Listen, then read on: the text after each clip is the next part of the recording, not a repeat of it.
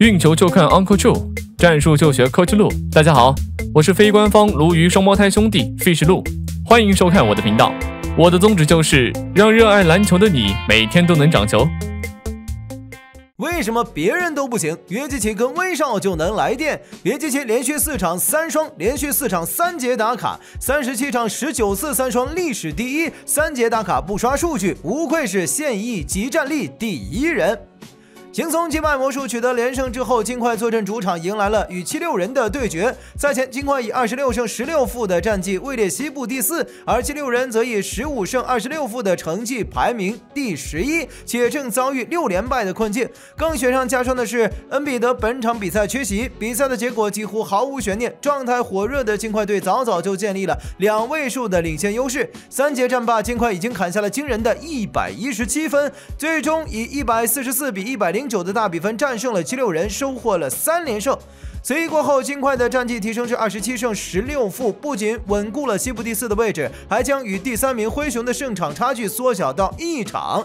每个人的36岁都是独一无二的旅程，如同饮下冬日的雪水，其中的甘苦唯有自己能够体会。库里在36岁那年，仿佛用右脚刹车，左脚踩前轮，拼尽全力为勇士这辆驶向下坡的大巴减缓速度。杜兰特则在36岁时不慎落入了3巨头联手的陷阱，一路跌至乐透区。至于威斯布鲁克，在36岁这一年，他打破了所有质疑和嘲讽，尤其是在经历了6年舆论的风暴后，赛季初那些不怀好意的预测都未能如愿。包括鲈鱼在内的许多人都未曾预料到，这位远投线家需要掌控球权、技术表现平平的昔日球星，在洛杉矶遭遇失败后，竟能在金块这支轮换强度联盟垫底的队伍中重获新生。在过去的1个月里，他场均贡献16+7+7的数据，助力除了拥有约基奇外并无显著亮点的金块队打出了联盟第4的进攻效率。人们曾认为，即便是强如约基奇，也似乎染上了收集过气球星的癖好。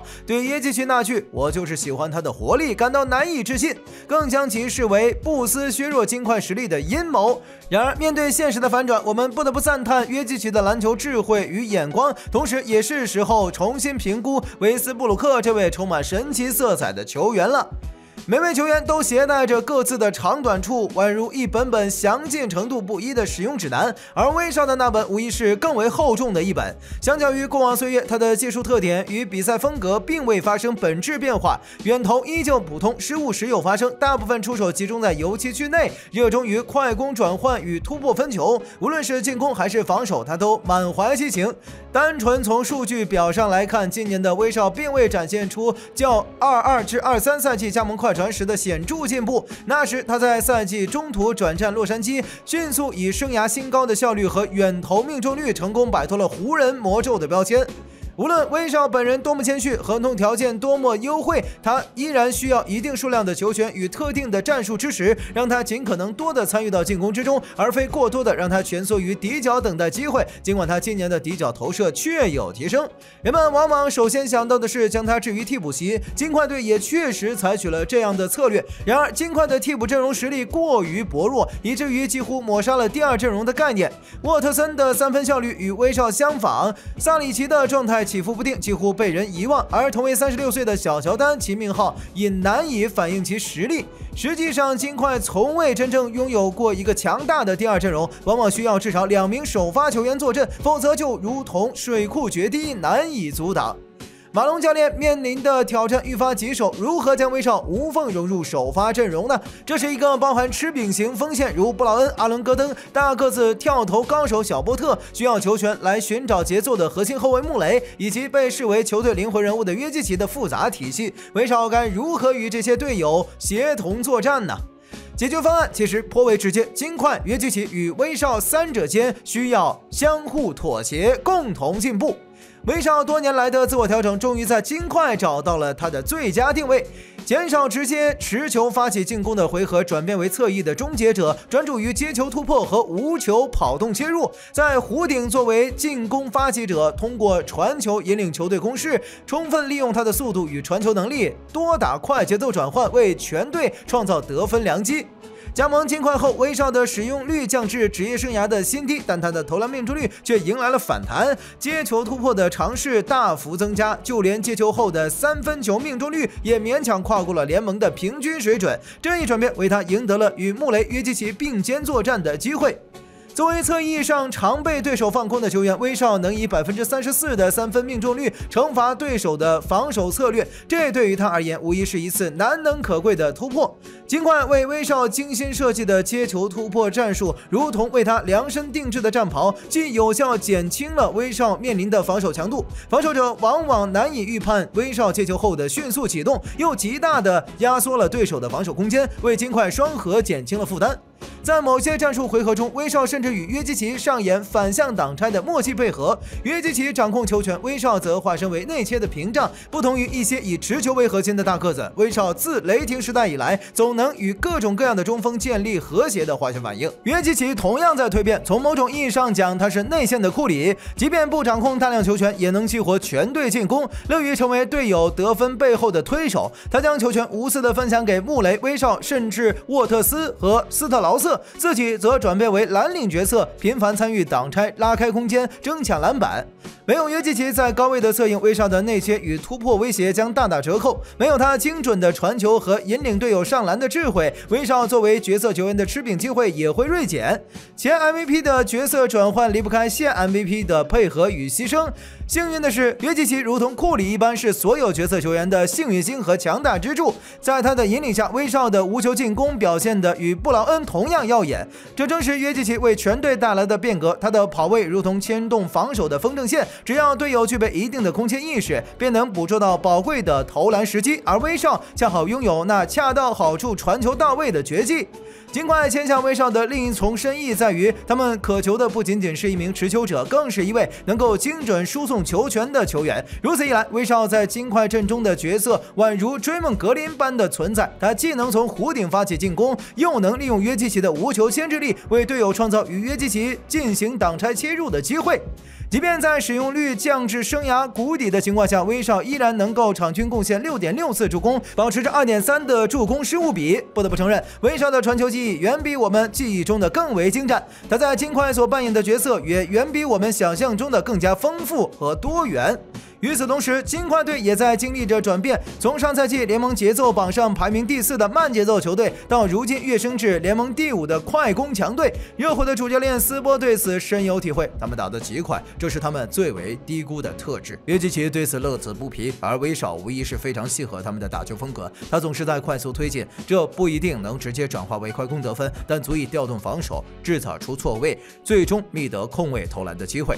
提速再提速，金块重新找回了昔日丹佛田径队的风采。除了约基奇精准的长传外，威少成为了金块提速打转换的另一大驱动力。如今的威少已不再是单纯依靠突破速度引领转换的球员，他更多的依赖于那充满想象力的传球。36岁的他或许脚步已不如往昔那般迅捷，但手上的功夫却愈发炉火纯青。在转换进攻的回合中，威少甚至能送出具有约基奇风格的助攻，展现出他传球艺术的另一面。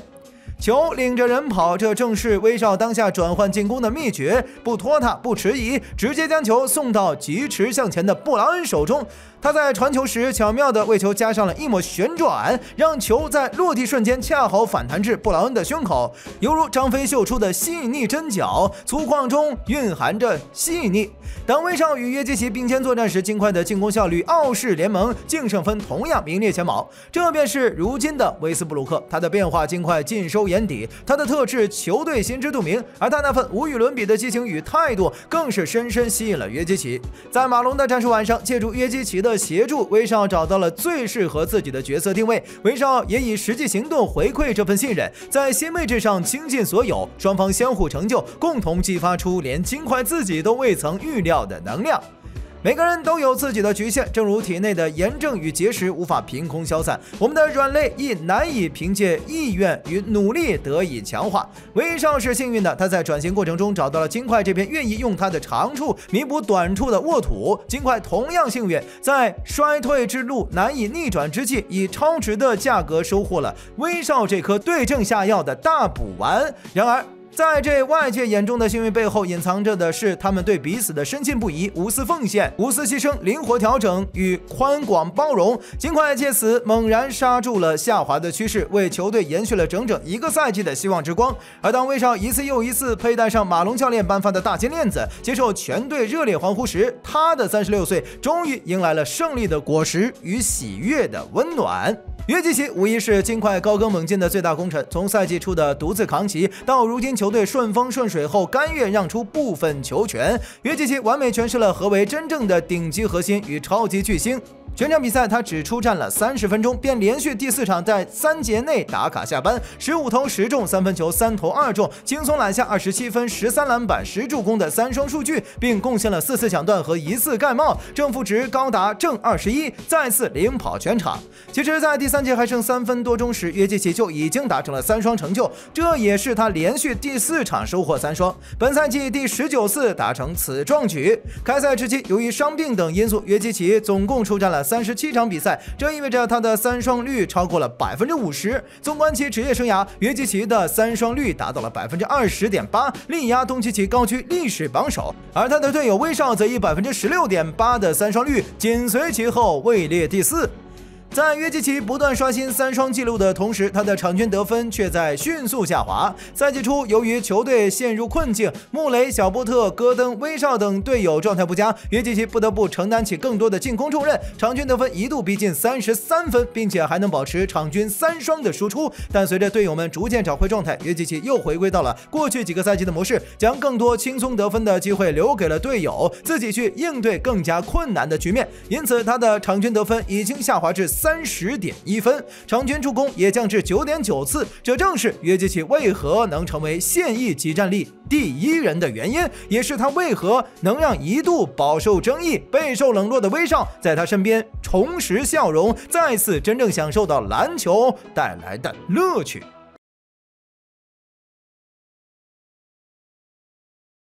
以上就是本部影片全部内容了。如果你喜欢鲈鱼的分析，请点点订阅，欢迎来评论区与鲈鱼一起涨球。